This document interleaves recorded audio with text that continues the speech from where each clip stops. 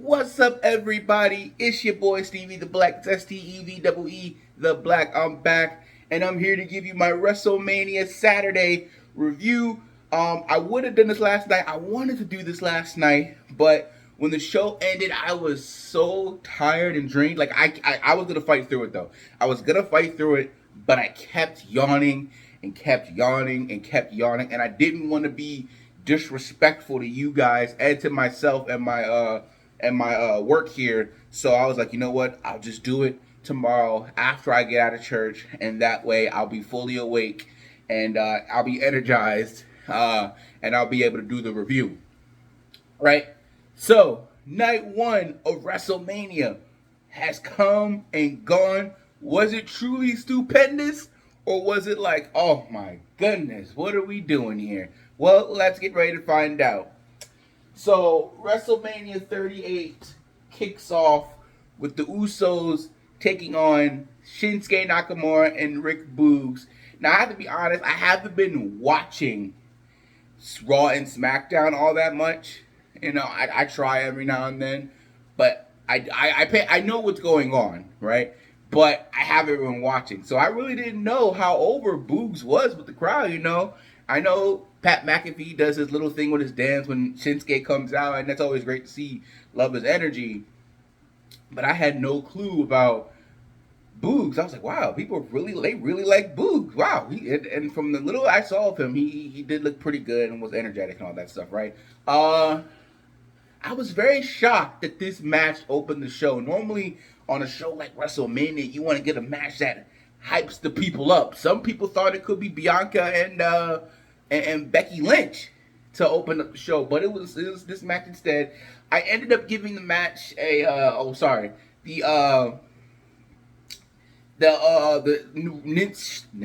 Shinsuke and Boogs had the advantage early on, but apparently Boogs got injured. I think he said it was a torn meniscus. He had one Uso up on his shoulder, and then the other one jumped on top of him, and I think his knee just gave out on him. So hopeful for a speedy recovery there. But the Usos, basically after that, it became a 2-on-1 handicap match, and the Usos were able to overcome and defeat them.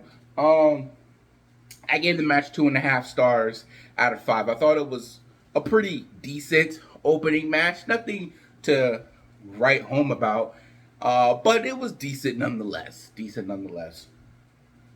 Next up, we had Drew McIntyre taking on Happy Corbin.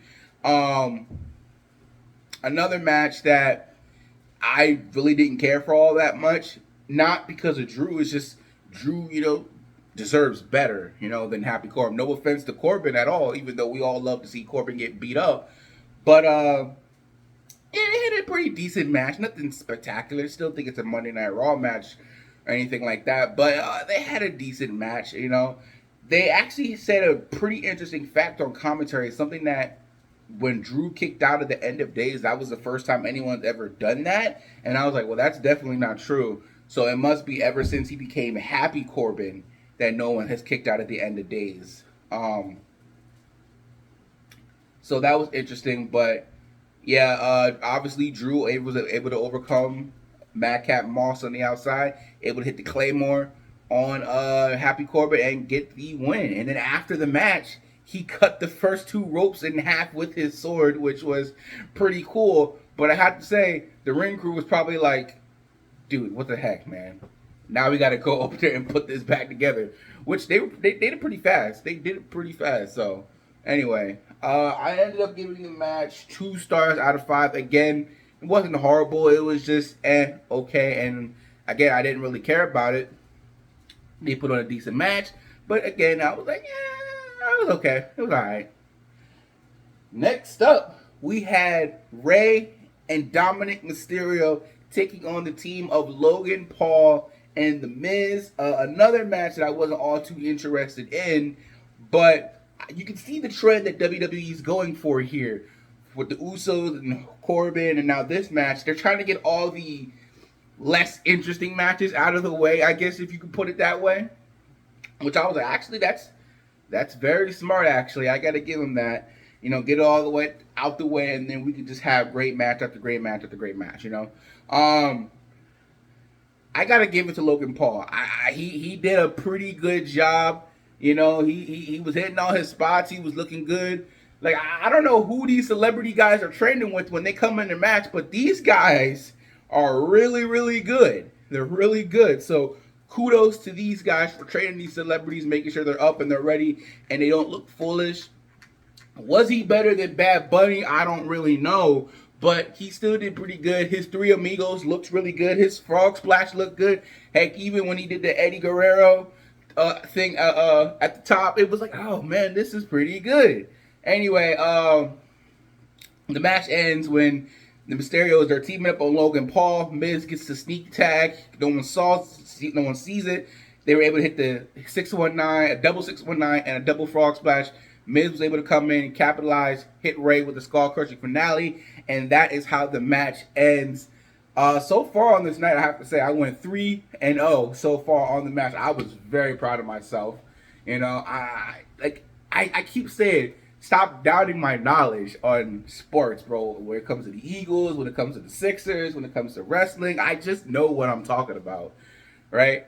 And then, you know, while they're celebrating, Miz gives Logan Paul this look. He gives him the skull crush finale, and then that's it, he leaves. So, obviously, those two are probably going to feud now. I don't know if it's going to be right away, or if they're going to wait till, say, like SummerSlam or something like that, but that's probably in the future. So look out for that. You heard it here first. As for the match itself, I'll give it a 2.5 stars out of 5. Again, nothing super spectacular. If anything, it was all Logan Paul. Obviously, you know Ray is going to come in there and do his thing. Miz and Dominik, they're going to do their thing. This was all about Logan Paul. Was Logan Paul going to look good in the ring? And he certainly did. So, next up, we had Bianca Belair taking on Becky Lynch for the Raw Women's Championship, a feud, as we all know, that has been going on since SummerSlam last year. To me personally, I don't know how anyone else feels about this, but to me personally, I thought when they were going at it with each other, for the first half of the match, I would say, I felt like they were holding back a bit. I don't know why, but it felt that way to me, and I was like, oh man, I might not be able to get this match anything but a 3. But then they kept going and kept going and kept going, and it was so much fun, and it was definitely a really good match. You know, especially when Bianca had her up on the top rope. I thought she was going to try and give her the KOD from the top rope, but I was like, oh, that'd be super cool to see, but we didn't see that. Match ends when Becky Lynch goes up on the top rope, hits a reverse. Bianca catches her, hits her with the KOD. 1, 2, 3. Bianca Belair gets her revenge. She is now the new Raw Women's Champion. Back-to-back years of going to WrestleMania and winning. She's on a streak right now as winning at WrestleMania. Kudos to her. Good to her. I give the match clearly best match of the night so far. 4 out of 5 stars. Food is here. Fantastic. They had a heck of a match. But I don't want to see them wrestle again after this. Like, we've seen it too many times. I'm glad Bianca came and got a revenge, but nah. Oh, I have to say also how the match started with Bianca Belair reaching out her hand to shake her hand, and she tried to hit the KOD, but it didn't work. And then Becky Lynch hit the manhandle slam. And then flashbacks to SummerSlam, bro. Flashbacks to SummerSlam. I was like, no, they better not do this again. But luckily they did. And obviously, like I said, we all know about Bianca Belair won. So again, kudos to her. Ooh, next up, my personal favorite and obvious match of the night. Cody Rhodes returns. The worst kept secret. We all knew it. He was coming. Although there were some reports that maybe he was thinking of backing out. Obviously Seth needed an opponent. Vince said, you'll eat your opponent in the ring. And it was Cody Rhodes, the AEW Cody Rhodes. Not Dashing Cody Rhodes, not Stardust, but Cody Rhodes from AEW. He's here. And it's just like, oh, snap, here we go. And let me just say right here, right now, Cody Rhodes, who helped build and create AEW, is but the first bridge from AEW stars coming and leaving there and coming to the WWE. It only takes one. It only takes one. Everybody was leaving WWE and going over there. But now that Cody's over here, it's a whole different ball game now. But those two put on the heck of a match of the night. It was very technical sound. These two feeling each other out. Obviously, the crowd was hyped like, Cody's here. This is incredible. This is awesome. They put on a heck of a match. And I have to admit, though, as I'm watching the match, I'm kind of scared because I don't know if Seth is going to... I thought Seth was going to win. Like, they were doing some things, and I was like, oh, no, Seth's going to win. Like, I think he hit him with Crossroads. And I'm like, oh, no, Seth's going to win. Seth's going to win. Or the pedigree, yeah, sorry. And I was like, oh, no, Seth's going to win. But luckily, it did not happen. Cody Rhodes, that spectacular move, he called it the Cody Cutter, with that reverse, basically RKO. That looked great, first of all. That looked great. But Cody ended up winning. He reverses the pedigree. He hits two crossroads in a row, then hits the bionic elbow in honor of his father, then hits with another crossroads, and 1, 2, 3, Cody Rhodes is the winner. 5 out of 5 stars. Match of the night. This was incredible. Incredible. A match that I will definitely go back and watch for years to come. Incredible. Absolutely incredible. That's all I can say. I'm looking forward to all the people he's going to face when he returns. AJ Styles, Edge, Randy Orton. We know those two are going to cross paths at one point. Maybe he crossed paths with Roman Reigns and Brock Lesnar. I don't know. But it'll be fun to see, and it'll be great, and I cannot wait. Next up, we had Charlotte Flair taking on Ronda Rousey for the SmackDown Women's Championship. Physical. Physical is the word I would use because these two had a very physical match, right? Lots of bumps, and you could tell that Rhonda definitely was practicing. Wasn't the greatest match. The crowd initially wasn't really into it all that much because obviously everything with Cody and the match beforehand, and then the Undertaker came out, because the Hall of Fame honors. So people love Taker. Got to see one Undertaker at WrestleMania 1 last time. It was great. But it was surreal for me because that's my favorite wrestler, and that might have been just the last time I will see him at WrestleMania, and that's very sad to me. It's very, very sad. Anyway, Charlotte and Rhonda, they had a decent match. I didn't hate the match. They had a decent match. I didn't hate it. It definitely got better as it went on. The crowd definitely got into it after they were able to kind of take a breath and take a breather and relaxer. But yeah, man. I mean, it's not much I could say. Not too much really happened that interested me in the match. I mean, I thought Rhonda was gonna win. I thought she was, but I forgot it's WrestleMania. It's Charlotte Flair. Charlotte doesn't lose at WrestleMania. I think she's only lost one WrestleMania match, and that was at 33, I believe.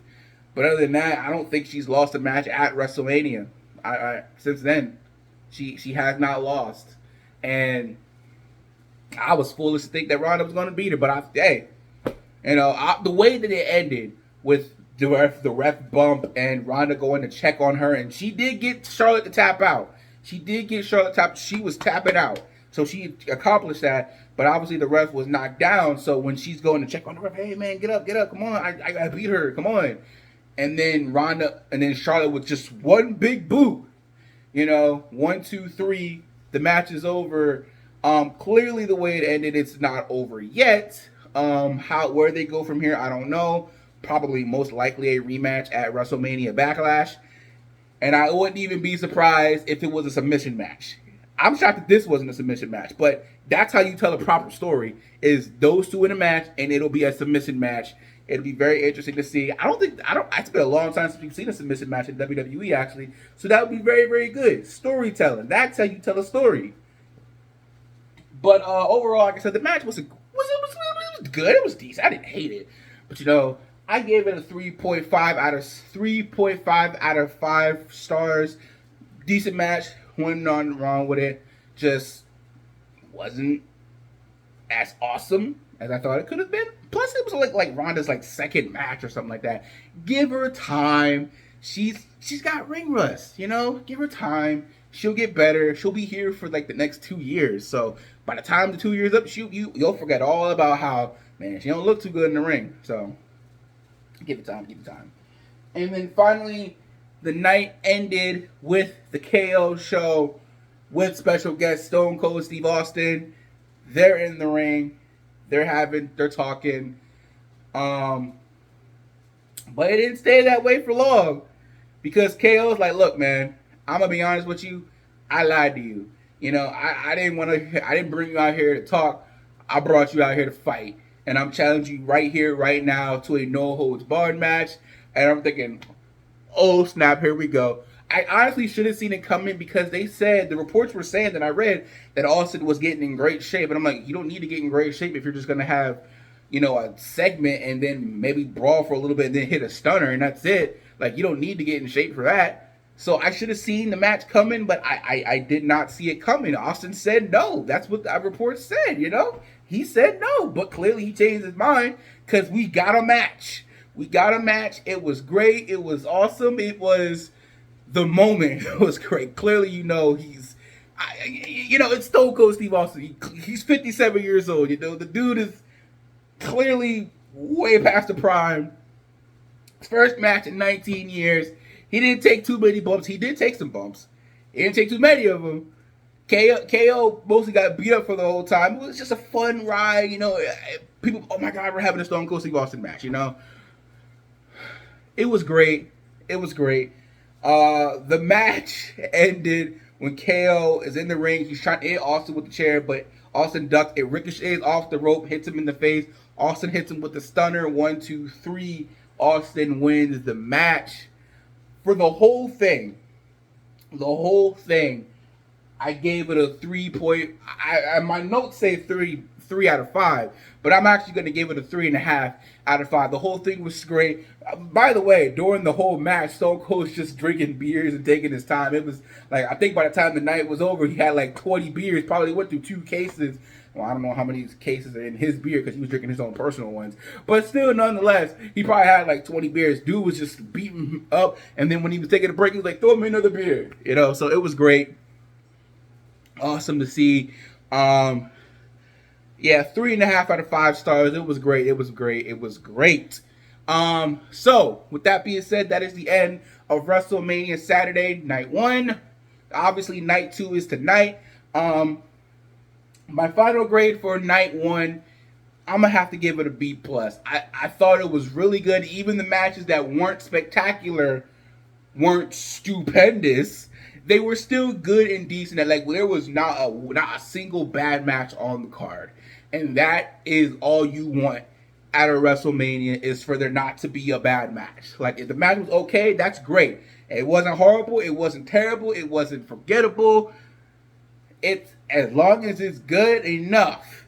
That's a win for WrestleMania. And so I gotta give WrestleMania a B+. Obviously, my match of the night, Seth and Cody. Let me know your guys' match of the night. Maybe you thought it was Bianca and